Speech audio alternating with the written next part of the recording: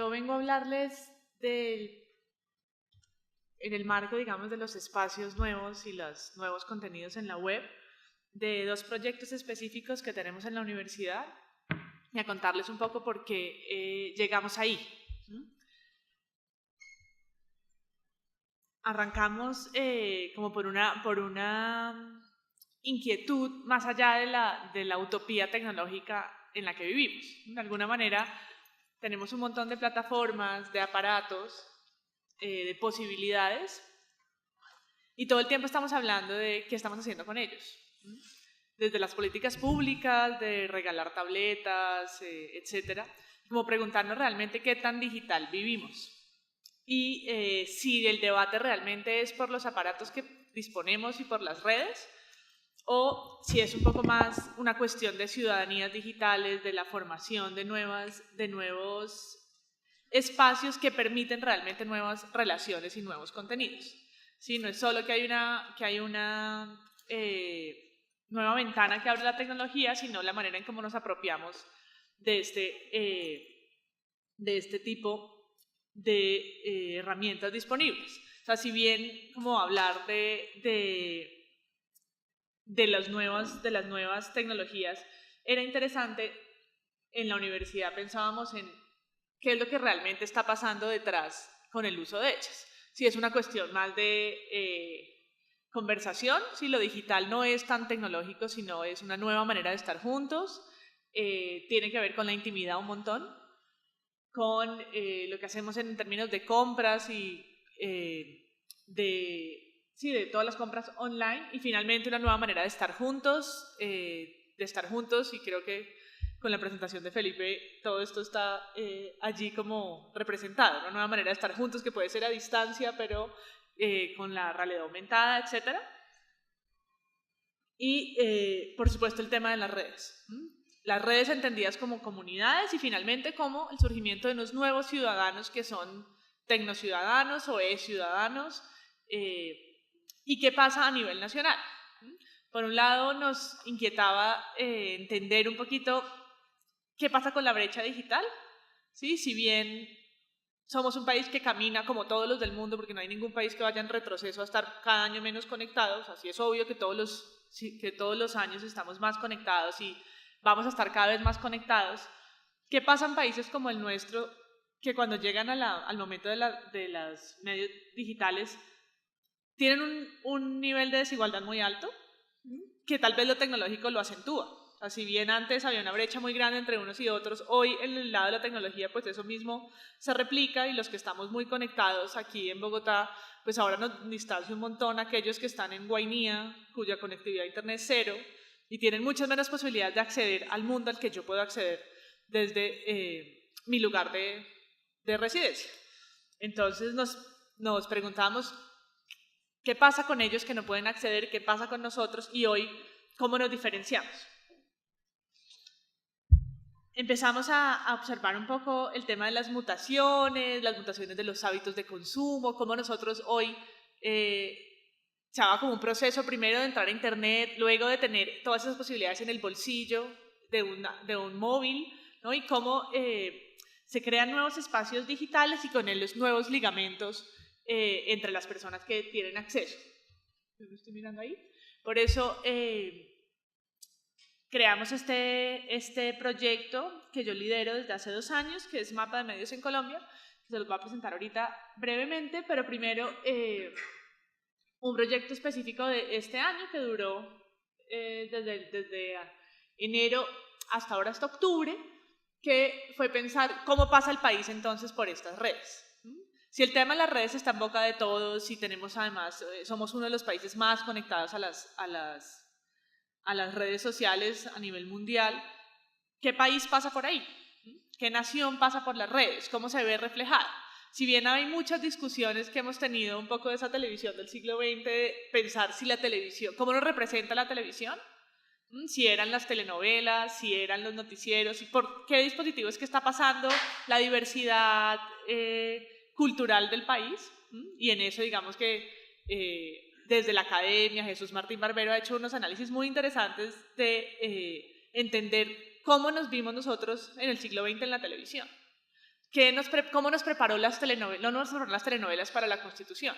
Y nuestra pregunta hoy de miras al siglo XXI era, ¿cuál está pasando por esa nueva televisión, por esa nueva plataforma audiovisual? Si bien en la televisión, en los medios, digamos, tradicionales, tenemos un panorama que es escaso, tenemos pocos medios, tenemos pocos periódicos, tenemos pocos canales de televisión privada, los canales de televisión pública adolecen de audiencia. Entonces, ¿qué está pasando con estos nuevos portales que permiten hacer televisión, cine, documental? ¿Y qué contenidos se están poniendo ahí? De nuevo, otra vez no era solo la posibilidad de que exista el aparato y la plataforma, sino qué Colombia está pasando por ahí. Entonces, hicimos una investigación, como les cuento, duró algo así como 7 meses, con los estudiantes buscando contenido colombiano en las redes, ¿no? Haciendo una curaduría pues absolutamente infinita y casi que, digamos, inútil en el sentido en que todo el tiempo pues, se produce mucho contenido. YouTube tiene unas cifras de, ¿no? Cada minuto mientras estamos hablando se están subiendo yo no sé cuántos segundos de video a YouTube, pero tratando de depurar y de descubrir con el hashtag Colombia, buscando con los filtros que permite YouTube en la última semana, en el último mes, qué país pasaba por los medios tradicionales, cuáles eran las noticias que veíamos y qué estaba pasando por YouTube al mismo tiempo, para entender si se replicaba el contenido, si de alguna manera el contenido de la televisión termina en YouTube y al revés también, ¿no? Contenido de YouTube y el desafío del cubo de hielo, cosas también que empiezan en YouTube y terminan en los medios tradicionales, es una cosa como de doble vía. Entonces nos dimos cuenta que también había mucha intimidad, mucho contenido que no cabe en los medios tradicionales, que no se puede, que no está pensado ni para la televisión, ni privada, ni pública, ni ninguna, sino que solamente puede existir en la web. Y que ahí había, digamos, algo muy interesante, que también había una cosa de diversidad y autorrepresentación. A nosotros nos encanta la intimidad en YouTube, nos encanta además mostrarnos en YouTube. Funciona como un confesionario, uno encuentra un montón no solamente digamos en el lado de las selfies, pero también en los videos como selfies que hablan sobre uno mismo, y en los manuales, ¿no? Como toda la televisión, como todos los manuales están volcando el audiovisual y uno termina teniendo un video de cómo hacerse el nudo de la corbata que tiene 35 millones de visitas, ¿no? Y que todos los hombres miran la pantalla para poder hacerlo.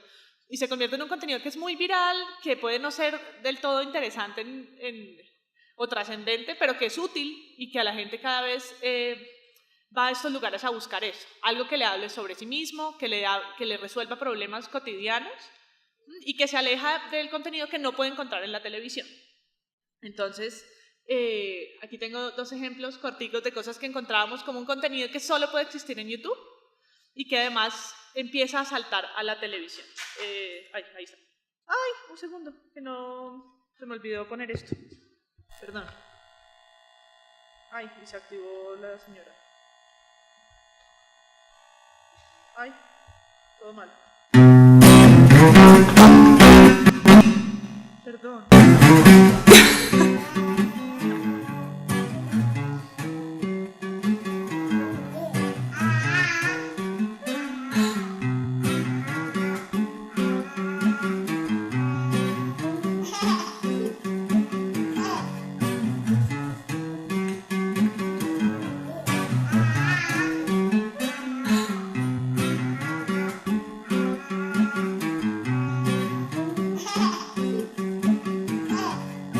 Eso nos llamaba la atención porque es contenido que alguna mamá subió, ¿no? De sus 2 gemelas bailando, y que hoy una compañía como Movistar, que antes pagaba para hacer una puesta, ¿no? Actores y toda una propaganda de 30 segundos muy costosa para la televisión, hoy simplemente le compra a esa mamá ese video, le paga una plata por el video y lo utiliza porque el lenguaje es universal, porque todos nos conectamos con los 2 bebés, porque el mensaje es muy sencillo, dura, no sé, 20 segundos, pero es contenido que solo fue posible porque estaba montado en YouTube, porque YouTube lo permite y porque hay una cierta tendencia a subir este contenido, que antes hace 20 años uno no pensaba en montar contenido de sus hijos en ningún lugar. Digamos. Eso era una cosa que quedaba en los álbumes de la casa y en los Betamax del momento, para uno solo, ¿no?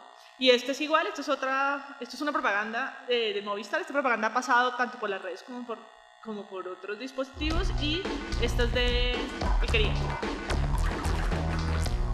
¿Tú también estás dispuesto a hacer lo que sea por ganarte una Chevrolet Tracker o 30 millones en tarjetas de 500,000?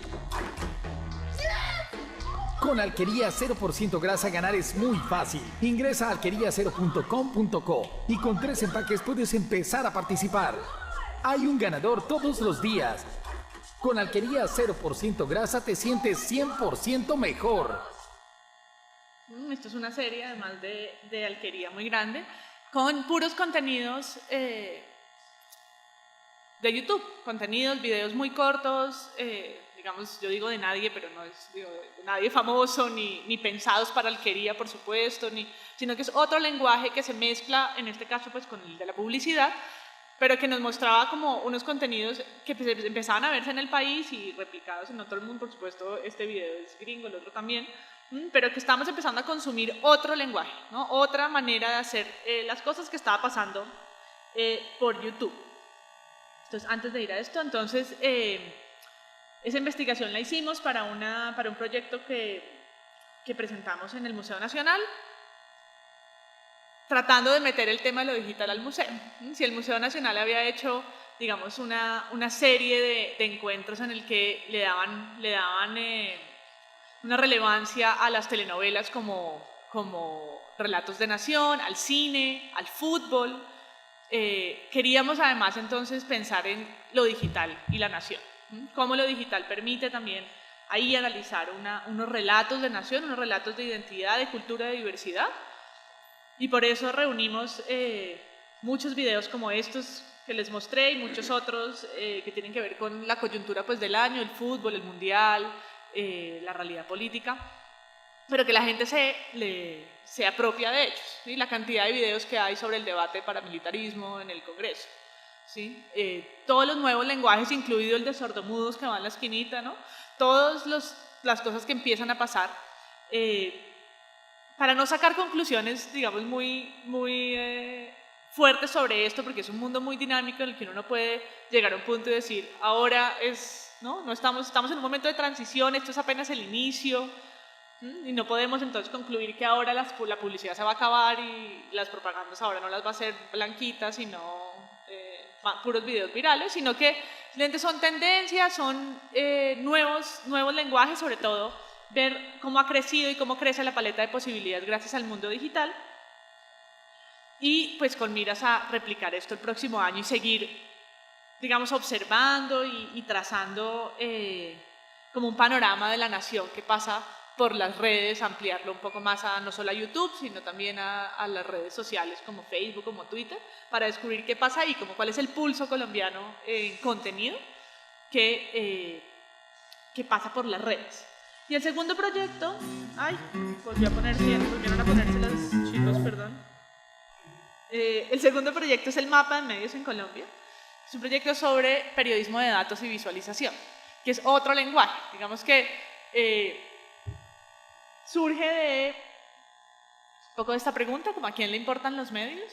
Sí, hoy en día, o mucho, desde siempre los medios están acostumbrados como a fiscalizar otros sectores. Y hoy en día se habla un montón sobre la transparencia. Acabamos de aprobar una ley, precisamente, que es la Ley de Transparencia, para que los periodistas y los ciudadanos en general tengan la posibilidad de pedirle a las entidades públicas o a aquellos organismos que trabajan con servicios públicos como cuenta en datos y en informes, y hacer esta como veeduría, este barómetro público de lo que están haciendo. Pero entonces, ¿qué pasa cuando esa misma veeduría se aplica a los medios? Porque los medios son tan celosos de hablar de sí mismos, de hablar de manera transparente de sí mismos, de hacerse veeduría sobre observatorio, digamos, a sí mismos sobre su trabajo.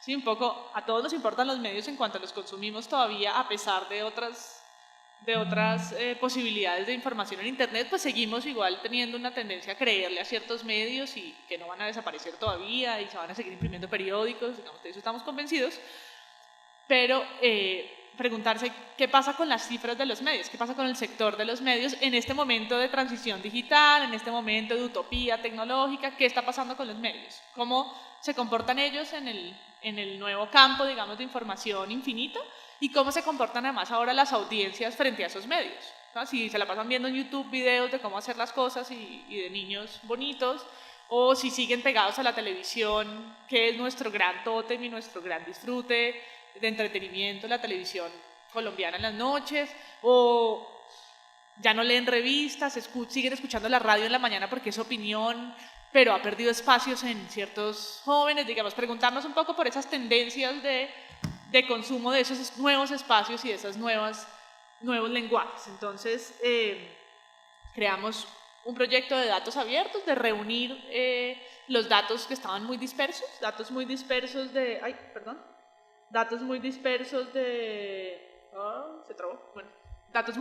del sector de los medios, ¿sí? Por un lado, si alguno estudió comunicación, nosotros ahora le hicimos como el trabajo fácil porque reunimos los datos del Mintic, con los datos del DANI, con los ECAR, con los EGMs, con todos estos datos de medición y creamos unas bases de datos organizadas y libres.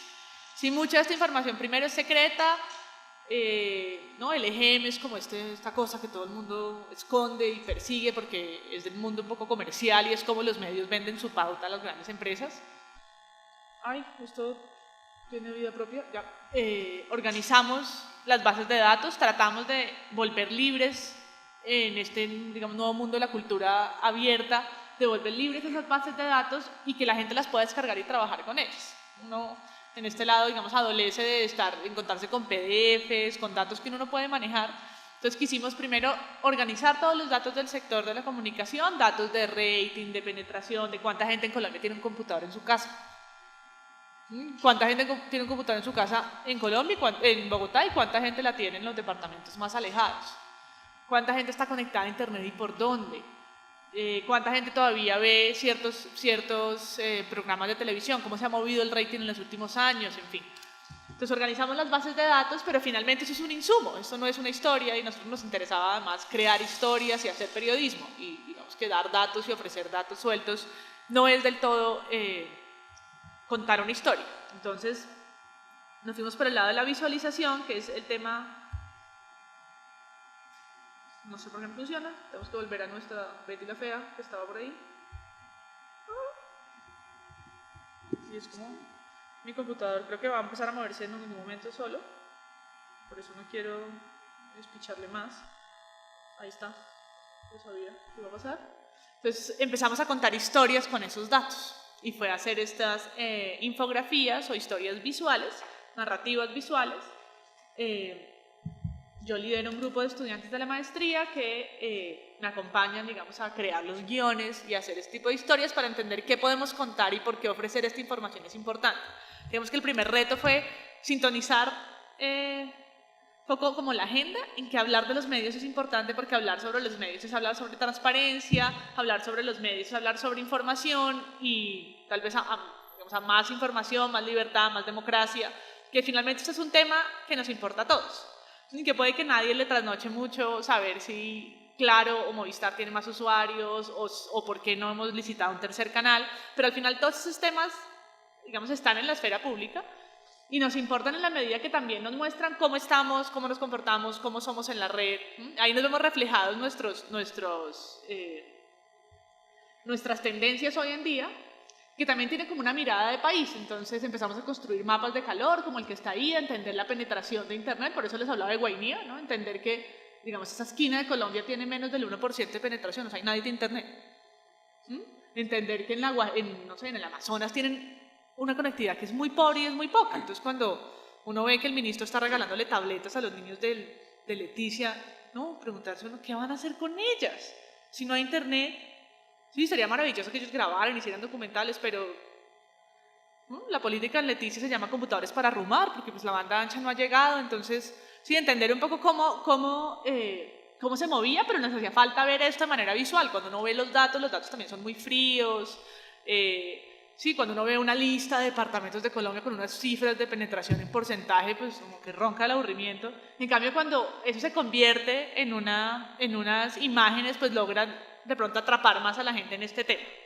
Entonces, sí, los datos de Betty como la industria de las telenovelas y la telenovela más exitosa en Colombia, que además ha movido un montón de dinero alrededor de lo que significó esa telenovela, la lecturabilidad de las revistas. Esto es un mapa de propiedad de prensa en Colombia, quiénes son los grandes dueños de la prensa, y un poco empezar a cruzar esos datos, ¿no? ¿Qué pasa con los grandes dueños de la prensa? Son también los dueños de del supermercado y de la Ingenio Azucarero y del Postobón y no. Empezar a cruzar con estos datos, estas bases de datos nos daban la posibilidad de empezar a cruzar temas y empezar a medir la relación de los medios con el poder, empezar a medir el impacto de las nuevas plataformas de televisión, con la televisión privada, empezar a entender el tema de la televisión digital, que es otra de las cosas que se viene ahora con más fuerza. Entonces empezamos a crear estas bases de datos. Volvió a trabarse. Vamos a darle espacio a ver si se mueve otra vez. Cada vez que lo dejo quieto como que se traba. Con la idea de pues poner todo esto a disposición y que la gente se apropiara de eso. Entonces la página lleva al aire un año, está cumpliendo exactamente un año en este octubre que acaba de pasar. Ya funcionó, vamos a ver. Lleva un año en línea, tenemos en este momento cerca de 16 infografías muy largas. Algunos de los extractos son los que estaban ahí puestos a manera de collage, pero son infografías largas por temas: televisión, revistas, radio, medios digitales y prensa. Todo el contenido que tenemos es abierto, descargable y colectivo. La idea es que la gente se apropie y las comparta, por eso en redes sociales hemos tenido como mucho movimiento de este tipo de imágenes. Y como les dije, pues reunimos toda la información dispersa del sector. Les voy a mostrar un video que resume mejor. Se producen miles de datos sobre la forma en que usamos nuestros medios de comunicación, y mes a mes la industria registra múltiples índices acerca del sector y su impacto en la vida nacional. ¿En dónde termina toda esa información? En el mejor de los casos queda dispersa en boletines que nadie lee, o peor, queda restringida en informes privados a los... ¡Wow! No sé qué pasó. Cada día se producen miles de datos sobre la forma en que usamos nuestros medios de comunicación, y mes a mes la industria registra múltiples índices acerca del sector y su impacto en la vida nacional. ¿En dónde termina toda esa información? En el mejor de los casos queda dispersa en boletines que nadie lee, o peor, queda restringida en informes privados.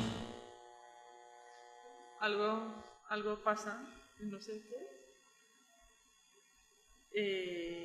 Vamos a ver si lo podemos ver desde YouTube, tal vez. ¿Nos va mejor? Cada día se producen miles de datos. De los casos queda dispersa en boletines que nadie lee, o peor, queda restringida en informes privados a los que el público no tiene acceso por el secretismo con el que se manejan. ¿Sabía usted que existen casi 800 medios digitales informativos en todo el país? Más de 18 millones de colombianos están conectados a Facebook. Hay más de 7 millones de suscriptores a banda ancha y hay más de una línea de celular activa por cada persona en el país. Presentamos mediosencolombia.com. Somos el primer portal web que ofrece una compilación organizada, abierta y creativa sobre los datos del sector de las comunicaciones en Colombia. La revolución digital está aquí y es momento de poner las estadísticas al servicio de las audiencias y abrir el debate sobre las nuevas tecnologías y su impacto en la sociedad. Por eso hacemos infografías y periodismo de datos para mostrarle lo que pasa con la televisión, la radio, las revistas y la prensa en el país. Somos el mapa de los medios en Colombia, porque a mayor información, mayor democracia y mejor toma de decisiones. Mediosencolombia.com. Entérese de las cifras del sector, conozca los hábitos de consumo y encuentre análisis de calidad periodística. Menos ficción, más realidad. Entonces, bueno, hicimos ese video un poco para reunir toda nuestra idea del proyecto y poderlo mostrar.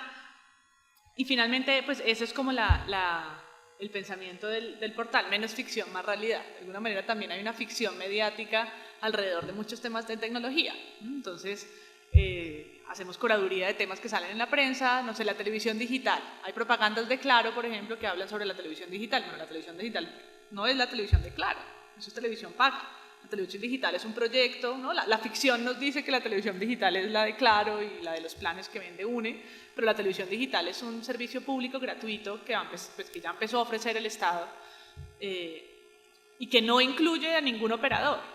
La ficción nos dice que Colombia vive digital y que somos un país súper conectado y que es una locomotora que va a velocidad de tren bala y una cantidad de cosas que dice el ministro. La realidad nos dice que las cifras pues son unas y que hay una diferencia grande entre unas zonas y otras, ¿no? La ficción dice que nos van a licitar un tercer canal de televisión, pero en eso llevamos 6 años, entonces nuestro objetivo es ese, ¿no? Aterrizar un poco la realidad de lo que está pasando. ¿Cómo? Pues a través de las cifras, usando las cifras. No queremos tampoco hacer una crítica a la gestión pública, sino simplemente bajar las cifras, mirar qué nos dicen sobre nuestro consumo, hacia dónde va. También sabemos que hay cosas muy interesantes que pasan incluso en los lugares más remotos y menos conectados. Trabajamos de cerca, de hecho en el museo estuvimos con un proyecto en el sur del Caquetá, de niños que producen documental en el sur del Caquetá y que lo suben a YouTube. Un canal que tiene muchísimos videos muy cortos de Belén de los Andaquíes, que es un pueblo en el Caquetá, que tiene una escuela audiovisual infantil que producen animaciones, unos niños de 8 o 9 años, ¿no? Que yo siempre se los muestro a mis alumnos para decir, bueno, si ellos pueden, ustedes también, ¿no? Si ellos pueden en el sur del Caquetá, pueden en Belén de los Andaquíes, ustedes en Bogotá tienen que superar con creces según sus posibilidades lo que ellos hacen. Entonces, queremos es eso, medir, poner el debate de los contenidos que pensamos que no ha llegado. Si alguno de ustedes, por ejemplo, tiene hoy acceso a la televisión digital, pues se da cuenta que la televisión digital ya existe, que tenemos canales, pero pues si uno los sintoniza, uno puede ver Caracol 1, Caracol 2, que es la misma señal, 1 hora en diferido, RCN 1, RCN 2, la misma señal en diferido, RCN telenovelas enlatadas de los años 90 y 2000, y los canales públicos. Entonces, claro, ya llegó la tecnología, pero no hay una revolución de contenido. Estamos viendo los mismos contenidos y contenidos viejos, ¿no? Los éxitos, entonces Café otra vez, la telenovela otra vez, pero no hemos empezado a hablar de nuevas maneras de contar, de que abra la paleta a nuevos productores, ¿sí? Si ya la televisión da mayor espacio, porque esa es una de sus ventajas, da más espacio a un menor precio y RCN va a tener más espacio de producción, ¿por qué no ha empezado a producir otro tipo de contenido? Entonces, voy a volver a la presentación.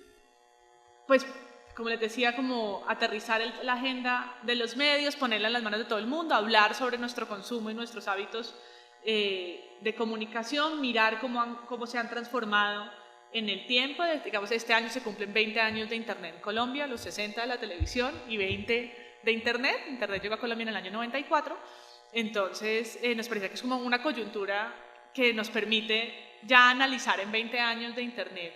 Por supuesto, llevamos mucho menos de Internet masivo y popular, digamos que llevamos 10 de un Internet masivo y popular, pero teniendo ese aniversario que siempre nos sirve como una excusa para hablar, ¿qué ha pasado? ¿No? ¿Qué hemos hecho y qué podemos mirar hacia el futuro? Apenas son 20 años, apenas son 10 del uso popular. ¿Sí? Y preguntarnos cuáles son las grandes preguntas que se abren de esto. Si la televisión en 60 años no ha llegado a todos los rincones y todavía no tenemos un 100% de penetración y tenemos apenas 2 canales, en fin, ¿qué podemos pensar de Internet que tiene 20? Y si Internet, ¿cómo lo medimos hoy? Si es un medio en sí mismo, si uno lo puede poner como la televisión y el Internet, pero igual uno también está viendo televisión por Internet y escuchando radio por Internet y leyendo la prensa por Internet. Sí, yo puedo decir que Internet me permite leer muchos más medios, pero yo puedo estar en Internet leyendo El Tiempo y El Espectador, los mismos 2 de siempre. Entonces, eso es como un poco lo que nos inquieta en la parte de contenidos y de los nuevos espacios que se han generado pues, en la web y lo que hacemos con ellos. Pues el proyecto sigue el otro año, esperamos como con mucha más fuerza para hablar del mapa de los medios y bueno, pues muchas gracias sobre todo.